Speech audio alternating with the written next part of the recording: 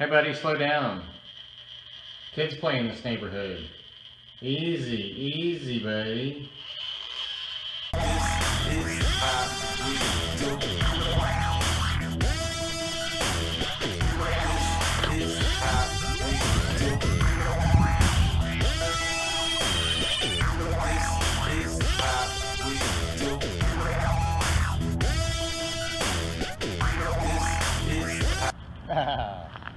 Close.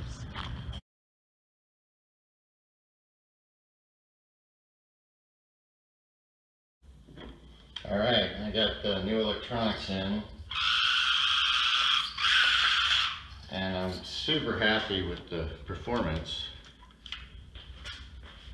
Let's just do a step over this battery.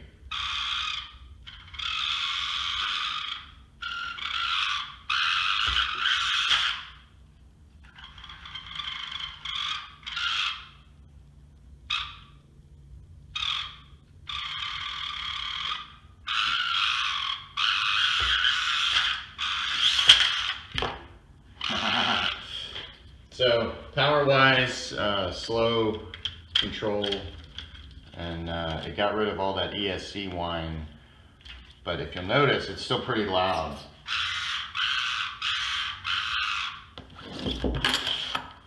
And I think I've got a solution for that. It's not coming from the body shell, it's coming from the interior.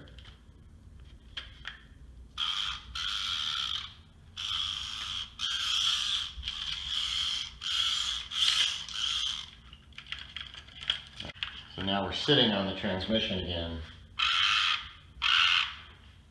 And now we're going to pick it up off the transmission. Let's get it fully off the body.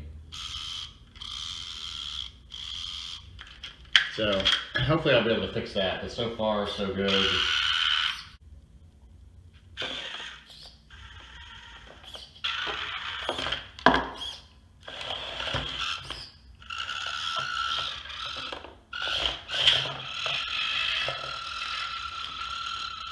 Alright, back to work.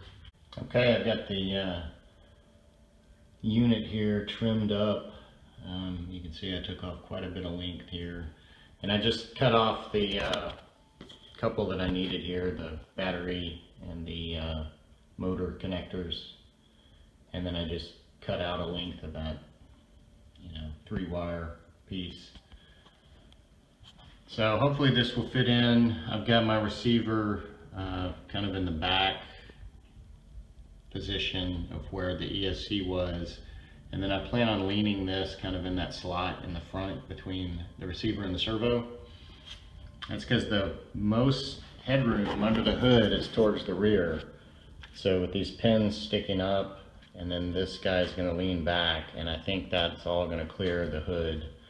From the test fits it did, so that's really the key with this guy, is the space under the hood is super limited, but we've gotten rid of the on-off switch because this unit you just plug in, there's no on-off, so that's going to save some space.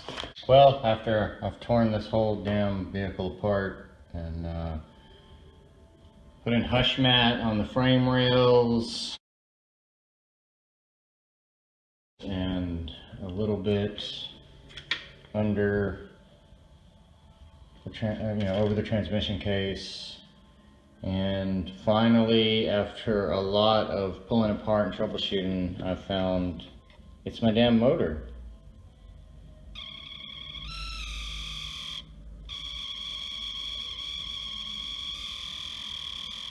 And what it looks like to me is I've got worn bearings because the shaft seems to be rotating a little bit when it goes around. I don't know if I can. So it looks like this thing is moving.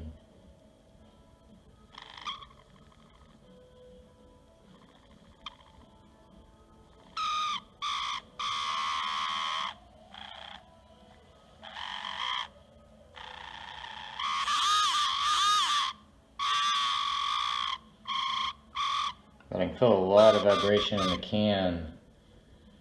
So I think that shaft is just rotating. Yeah, it's not on center. It's just causing a little vibration, a little squeal, and that's going through the whole transmission and the drive line and all those plastic gears. So I'm gonna go grab a different motor and see. All right, I got the new motor. Same exact motor, it's an RGT, but it's an 050, FF050.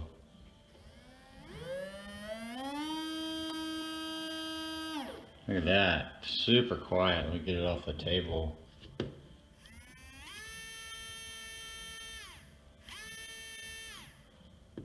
Alright, let me plug in the other one and do it. Okay, here's the old one. Listen to that old one. Alright, so new motor I think is going to really help with the sound. Well, it spoke too soon. It's the same exact motor, but it's got the damn mirrored screw holes. So I don't know what there is to do here, because you can't mirror these, and man, one of these is super torn up, and that's just how it was. Like, I don't know if it's that way from the factory to get it to mesh, or there was movement. It just seems really torn up. But see that bottom hole right here? That's where the cover plate mounts. So if I tried to mirror these holes crisscross, then the motor plate cover won't mount. So I'm not sure if I have a motor that will work. I'm going to look at my smaller SCX motors and see if they'll work. Alright, back in business. Luckily I've got a stash of little motors in the other room, so looks like this Hobby Plus is going to be the same pattern as the SCX, so it matches. So it looks like the RGT, this RGT Barrage brand is the opposite hole. So Hobby Plus, and of course they make these shocks, so I'm sure Hobby Plus, this is probably a whole rebranded truck from Hobby Plus. I don't know, all this stuff is coming from different names, but it's all the same stuff. So I've got a couple of dead motors here, so I'm going to see if I can get this brass pinion off of the RC four-wheel drive can and put it on this Hobby Plus to gear it down a little and just roll with that for now, since that 050 can is so freaking loud, the one that actually works, this guy. Alright, I got to take you under the hood and just show you the arrangement of all this stuff, and I'll tell you what, it is tight. That's probably the trickiest thing, is to figure out something that fits in here. So you can see I've leaned it up like I kind of said I would. I cut all the wires short off of the ESC, had to shorten all those.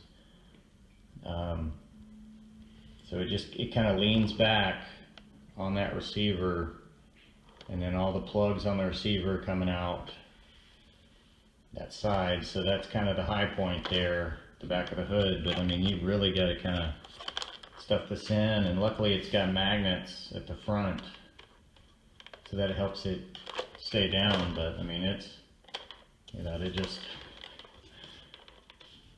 sure if I hit some hard bumps on the trail, well, it's staying closed pretty good. But to me, that was the most difficult, was, you know, just squeezing everything in there under the hood. So since this ESC fits, and it's awesome. It's awesome! I give credit to Donald Sneff. If you don't watch his YouTube channel, I'll put a link. You need to check him out if you're into micro cars. He knows everything about everything. Lights work. Look at that. And this is all running off the stock controller. The receiver that is put in there works with this ROCHOBBY controller, so no need to buy a new one. So this is the RC four-wheel drive pinion, that brass pinion on the Hobby Plus motor. So that's top speed.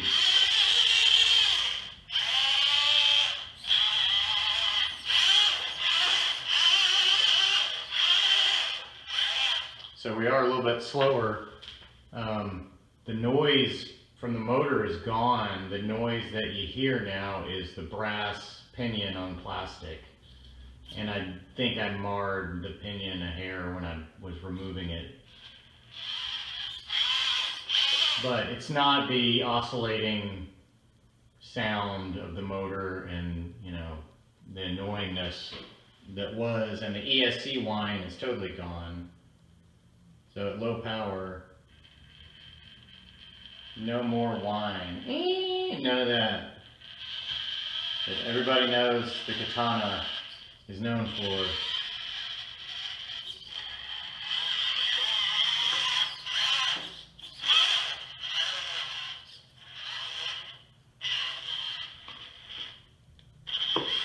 So I think there's just a lot more control as far as slow movements and stopping and reversing. Definitely a lot better ability to go slow. It still takes a little punch occasionally to get up over an obstacle, but that's to be expected. I mean, we didn't put a surpass motor in this. It's just a little 130 or an 030 actually, one of those little cans. Let me back up here. So let's just say, coming at a crawl, it's going to want to stop, I think. It won't have enough torque. You got to give it a little more.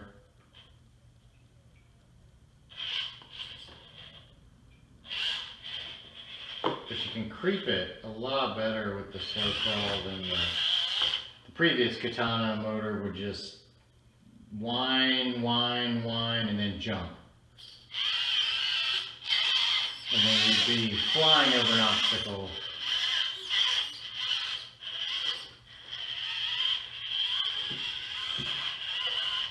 I also put some grease in the shock since the silicone oil had run out. I don't know if the grease is going to do much better, but it may stay in there longer because it's waterproof and it's thick. It definitely helped from where they were when I just put it in. Another cool thing that I found on the remote, when I plugged this in, I plugged it in, turned it on, and my lights were on. So this ROCHOBBY controller has a reverse button and a channel 3 button. So typically the channel 3 was the switch for your lights. So right now if I hit channel 3, it's turning them off momentarily. But if you hold reverse, you get the beep. You've basically turned channel 3 into the switch now. So now if I hit 3, lights are on. Just like they used to be, same function. So if you hold reverse, you get that beep again. Now they're always on until you press 3, and then you can flash somebody to high beams. So that was a little different than the way it was stock, but I guess it has something to do with the 4-channel receiver in there, even though I'm still just plugged into channel 3 with all the lights. So I'm not using channel 4, because this transmitter does not have a channel 4 on it. So anyways, everything went all right. Just took longer than expected, a little bit of investigation. I took off all the hush mat on the frame rails. I left it in the little cavity there on the bottom of the plastic just to see if that helped. But so far I'm much happier with the control and the motor sound, and I think it can get even quieter with the different motor, maybe in a plastic pinion. So anyways,